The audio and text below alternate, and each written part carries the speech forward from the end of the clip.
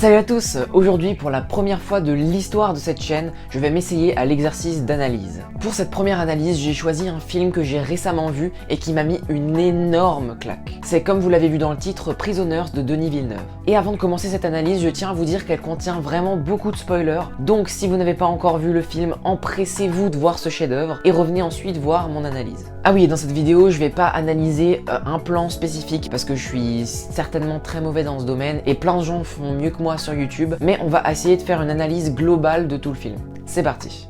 En plus de vouloir montrer les différentes réactions d'un père et d'une mère après la disparition de l'un de leurs enfants, le film tourne vraiment autour de cette idée de labyrinthe. Et quasiment tous les choix du film sont faits dans ce sens. Pendant ces 2h20, nous sommes tout comme les personnages à la recherche de la sortie, ou plus concrètement, de la résolution de l'enquête. Et tout comme dans un labyrinthe, les personnages, et nous avec eux, se trompent de chemin et doivent faire marche arrière et revenir au point de départ pour en emprunter un autre. Certaines fausses pistes sont extrêmement longues et on y perd vraiment beaucoup de temps, comme par exemple avec le personnage de Alex. Et d'autres sont plus courtes, comme le personnage du curé, mais dans tous les cas, le but est de trouver la sortie. Les décors eux-mêmes font référence à cette idée. Et c'est toutes ces longues rues remplies avec le même type de maisons et ces quartiers identiques séparés par des autoroutes qui nous rappellent la monotonie des passages d'un labyrinthe.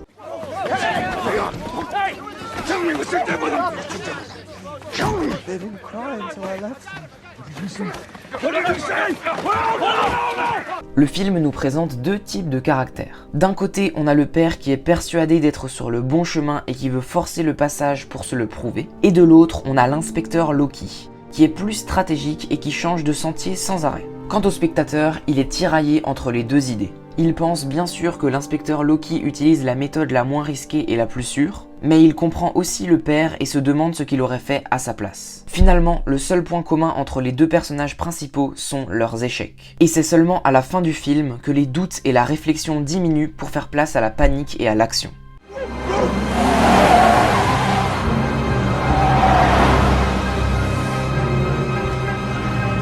Mais depuis le début, on parle seulement de l'un des deux aspects d'un labyrinthe, celui du chemin et de la réflexion pour en sortir. Mais on n'a pas encore parlé de la partie du labyrinthe qui est la plus accentuée dans ce film. C'est celle de l'angoisse. En effet, quasiment tous les plans du film sont des travelling avant, qui enferment les personnages dans le cadre. On se sent donc enfermé entre quatre murs et coincé là, comme dans un labyrinthe. Cela nous rappelle que la principale caractéristique du film n'est pas d'être un film à enquête, mais bien d'être un thriller. Et cette sensation d'angoisse additionnée à l'enjeu de sauver les petites filles crée une très grande tension qui est parfaitement conservée tout au long du film. Personnellement, j'en avais la boule au ventre.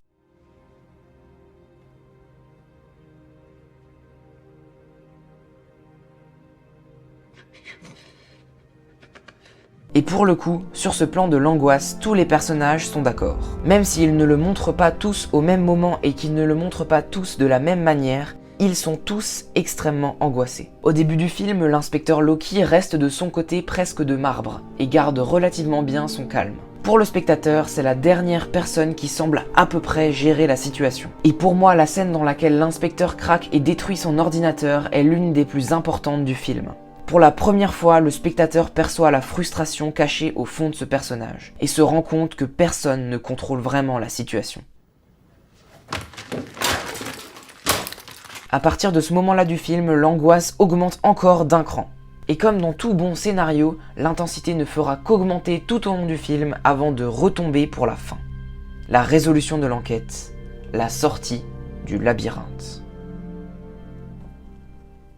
Bon, merci beaucoup d'avoir regardé cette vidéo, j'espère sincèrement que mon analyse de Prisoners t'a plu. C'est la première fois que je fais quelque chose du type, donc je sais pas si c'est parfait, mais en tout cas j'ai fait du mieux que je pouvais et je me suis forcément beaucoup référé sur les bonus du film par exemple que j'ai vu. Avant de partir, c'est très important pour le soutien de la chaîne, si cette vidéo t'a plu et que tu trouves ça sympa, tu peux t'abonner, aller voir mes autres vidéos, j'ai vraiment une chaîne très active, toutes les semaines, tous les samedis, nouvelles vidéos, donc tu peux t'abonner pour suivre toutes les suivantes. Après tu peux mettre un petit pouce bleu pour me montrer que la vidéo t'a plu, et c'est seulement si j'ai beaucoup de pouces bleus sous cette vidéo que je vais faire d'autres analyses si ça vous plaît. Moi ça m'a beaucoup plu à tourner et à écrire. Et pour finir, si tu veux voir un peu tous les films que je regarde, les petites actus que je donne sur mon Instagram, tu peux me suivre là-bas avec @MonsieurCinéma YouTube. Bon bah sinon je crois que j'ai plus rien à te dire.